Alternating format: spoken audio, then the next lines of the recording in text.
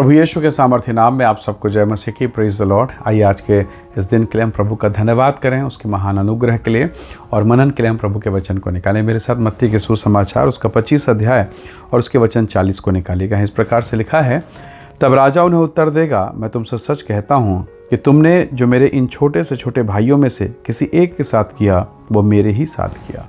Praise the Lord, hallelujah. कितना गंभीर वचन है ना। कई बार ये वचन हम पढ़ते ज़रूर हैं पर याद नहीं रहता। ऊपर के भागों में प्रभु ने कहा, मैं बीमार था, तुमने सुधि ली, मैं बंदीगृह में था, मुझसे मिलने आया, मैं भूखा था, तुमने भोजन दिया, पानी दिया। कई प्रकार की बातों को बताते सिखाते हो। अंत में यीशु मसीह ने कहा, जो कुछ तुम इन छोटे से छोटे के साथ करते हो वो मेरे साथ करते हो। मसीह जीवन में चलते चलते कई गलतियां हमसे होती हैं।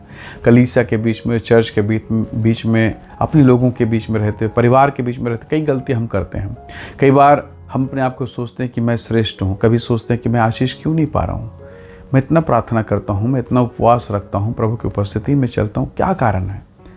क्या कारण है कि मैं आशीष नहीं पा रहा हूँ? वचन कहता है, तुम जो छोटे से छोटे के साथ करते हो वो मेरे साथ करते हो। कई बार हम अपने व्यवहार के द्वारा, अपने बोली भाषा के द्वारा हम दूसरों को तुच्छ समझते हैं, दूसरों के साथ बुरा बर्ताव करते हैं। कई बार हमारी आदतें, हमारे व्यवहार हमें पता नहीं चलता।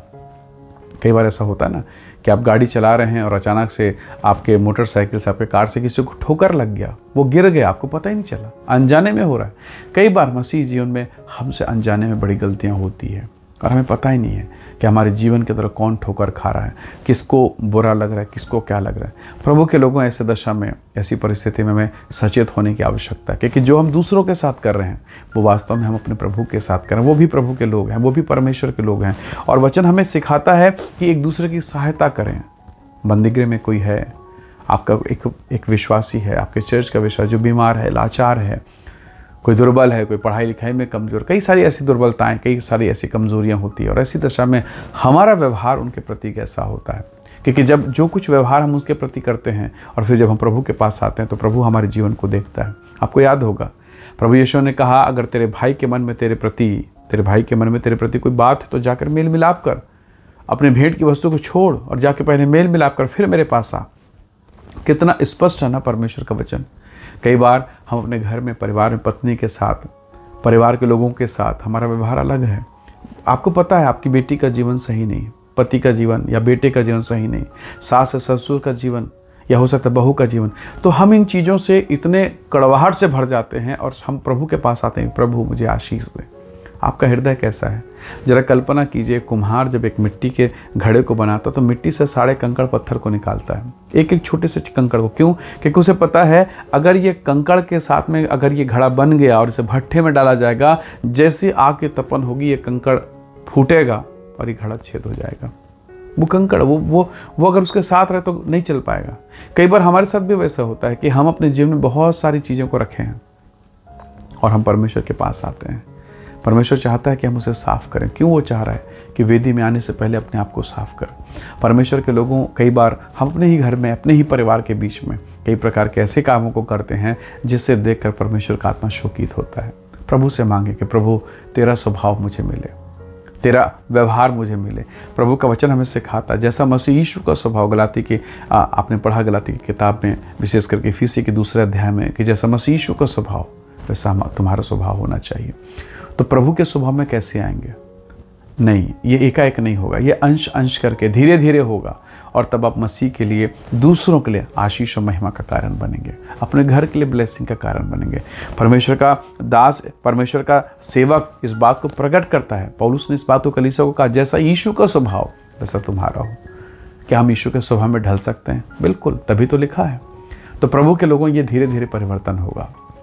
एक दूध जब दही में परिवर्तित होता है उसे फटना पड़ता है, अपने आप के, अपने स्वरूप को, अपने व्यवहार को, अपने मिठास को छोड़ना पड़ता है और एक नए स्वरूप को धारण करना पड़ता है।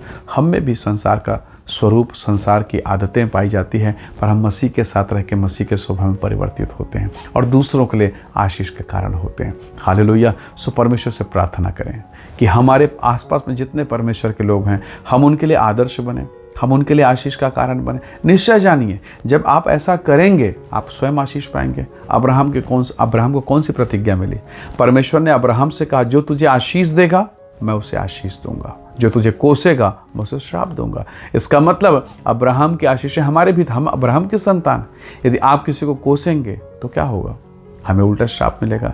यदि किसी को आशीष देंगे क्या होगा? हमें उसके बदले बड़ी आशीष मिलेगी। हालेलुया। इसलिए क्यों ना हम सबको ब्लेस करें, पत्नी, बेटा, बेटी, घर परिवार, कलीसिया, पास्टर को, कलीसियाओं को ब्लेस करें, ताकि उसके द्वारा हमें आशीष मिले। हालेलुया। आइए दुआ करें और हम आशीष दूसरों को दें और आशीष का जरिया बने। प्रेमी अनुग्रहकारी स्वर्गीय पिता, हम पर अनुग्रह कर पिता, ताकि जो व्यवहार हम दूसरों के साथ करते हैं प्रभु, आपका वचन हमें सिखाता है, वो स्वयं हमारे लिए। इसलिए प्रभु हम दूसरों के लिए, दूसरे घराने के लिए, परिवार के लिए आशीष का कारण बने, ताकि वो स्वर्गीय आशीषें, वो भौतिक आशीषें हम में से हर एक को मिलने पाए। प्रभु सहायता कर, आशीष दे, महिमा से भरपूर कर। प्रभु यीशु के सामर्थी नाम से मांगते हैं, आमीन, आमीन। प्रभु आप सबको बहुत ऐसे आशीष दे। परमेश्वर का अनुग्रह आपके साथ हो। Praise the Lord. जय मसीह।